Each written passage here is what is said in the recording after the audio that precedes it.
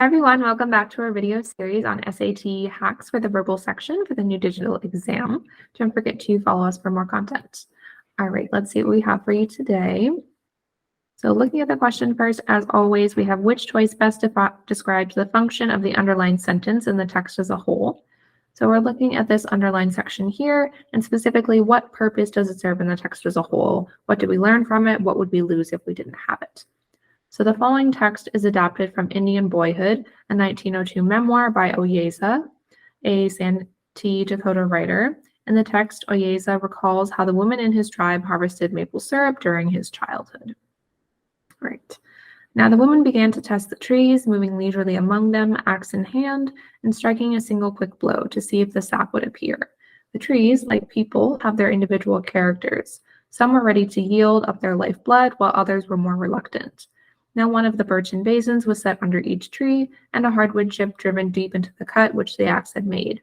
From the corners of this chip, at first drop by drop, then more freely, the sap trickled into little dishes. All right, so in the line specifically, we're talking about the characters of the trees, how some of them are ready to yield and others are more reluctant. So if we kind of cut out this sentence, we would go directly from just the kind of action of cutting into the trees and then kind of just continuing the process after that underlined portion with, setting the basins under each tree to collect the sap. So really what we're learning here about the trees, if we had to predict a choice, which is always a good route to go, is talking about their character, like describing how there's different responses we got from the trees.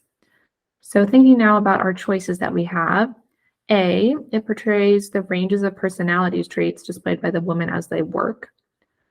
So we're talking about the trees here, right? Not the women, so we can get rid of A. B, it foregrounds the beneficial relationship between humans and maple trees. Again, not really comparing the relationship here between humans and the trees, just talking about how the trees are like people. So C, it demonstrates how human behavior can be influenced by the natural environment.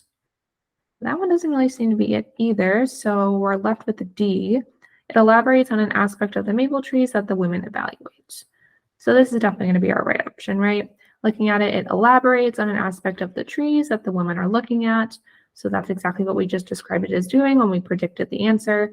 It's talking about the character, telling us more about the trees themselves, as opposed to just the rest of the process that is described in the passage.